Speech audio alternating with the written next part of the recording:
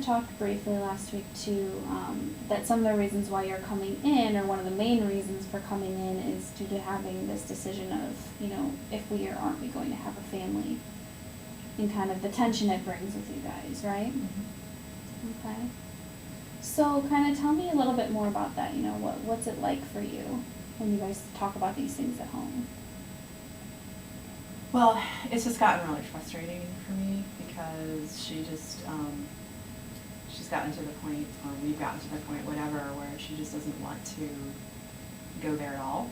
And so, if I try to bring it up, she just doesn't want to talk about it. And I don't know, it's really important to me to have kids. We've been together for 6 years. Mm-hmm. And at the beginning, we talked about things like that, when the relationship was getting more serious. And I've always wanted kids since I was a little girl. It's been something I've always known I wanted. When I realized I was a lesbian, I was worried that it's going to be hard to do that. But,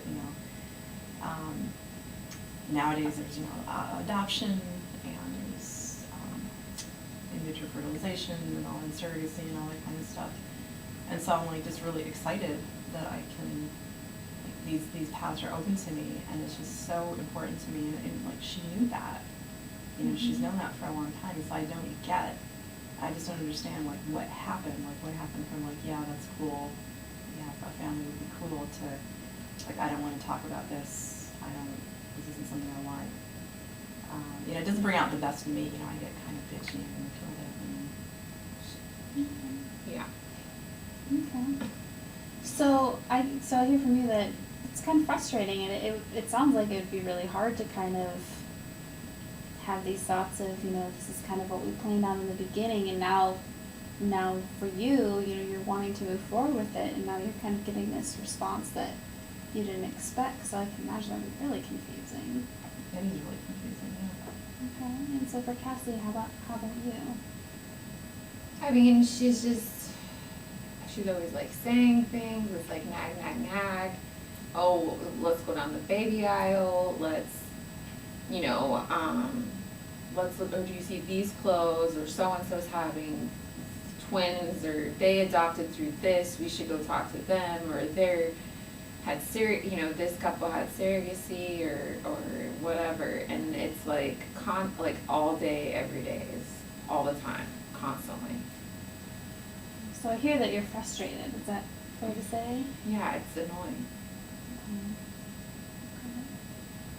So what's it like for you to kind of hear Rebecca say, that it's confusing for her, and, we had these kind of plans when we first met, that this was something that, was really important to me.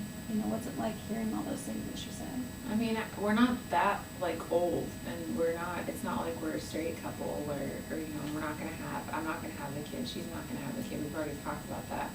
So I don't think there has to be a rush, and or there doesn't have to be this immediate thing where we just have babies, and that we do it it just because everybody else is doing it. It's we have a good life with what we're doing now, and I think maybe the time will come, but we don't have to follow everyone else, or I don't know. I feel she always wants to just be the best example of what a perfect family should be, or a perfect lesbian family, or something about it, what everyone else is doing, or something.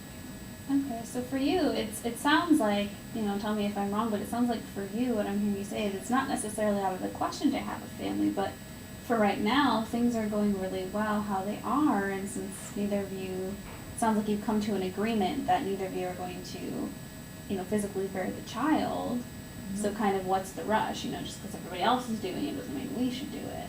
Yeah,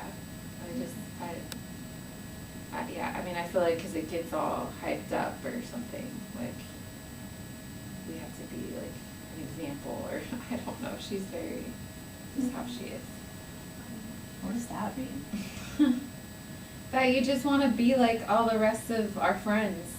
You want to do everything how they do it all the time. They're oh, we're getting married, and you're okay, well, when are we getting married? And so then we got married, and we had the party or whatever, and it's do we have to do all those things? No.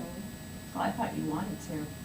Well, I mean, it's fine, but like, just because I feel like it like comes after everyone else does. Like after Joe and Mike and after Sarah and Nancy or whatever. It's like, oh, they did it, so now we have to do it. But we were fine. You didn't say anything about it until they did it. Oh, well, we should have a wedding. You know, like, all right, let's spend money on that. Let's, but you didn't say anything before that. So I'm curious to know in this moment, Rebecca, because I kind of saw you have a reaction, is, what's it like and what's going on for you hearing her say these things, basically kind of saying, we're doing all these things because everybody else is doing It them. totally pisses me off because it's so not true. I mean, especially the kid thing. Like I said, I've always wanted kids. And it's not like, oh, suddenly I see everyone else. I mean, for Christ's sake, we're in our mid-30s. It's not like people are just starting to have babies around us. I mean, that's just way off base. And I don't know where she gets that idea. And like with the wedding, I mean, if she felt that I was just doing it because everyone else was doing it, that's a pretty stupid reason to get married. And if she felt that way, I wish she had said something. We could have talked about it because that's crazy. So yeah, I'm like, what? What the hell?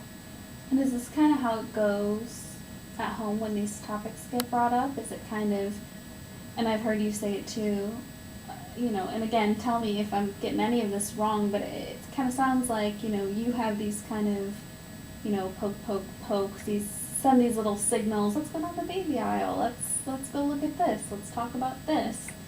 And then is it fair to say then you're kind of like, I don't want to talk about that, I don't see the point right now, I just kind of don't want to deal with it, and then in turn that kind of pisses you off and is like, well, we said we want to do this, now you're confused, and so now both of you, it sounds like, kind of do this thing and then you both end up hurt and not talking about it.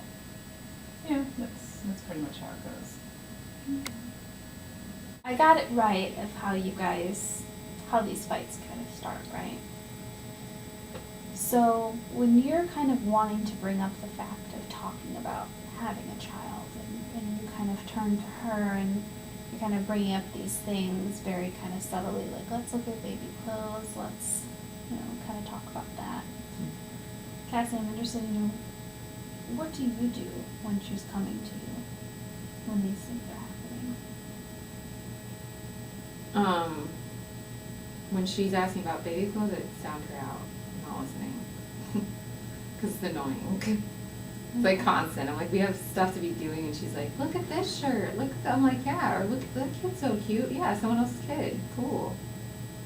So you kind of tune out, not listening. Does it kind of make you feel anything? I mean, I guess I feel annoyed. Really. She's annoying me when she does that. So you become annoyed, you kind of check out, kind of start thinking about something else.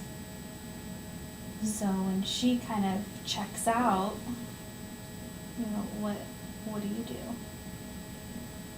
Well, I mean, I feel it's hurtful.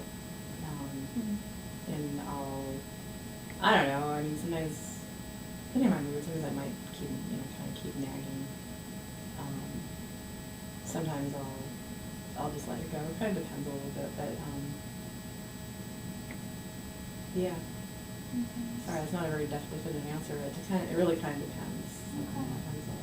So is it fair to say typically when she kind of gets annoyed, she kind of checks out, she kind of leaves the conversation, that it's very hurtful for you? Yeah. Yeah, it really is. And kind of makes you question. Well, yeah, like, does she care? Does she want kids? Does she want me? Why is she turning away from me on this?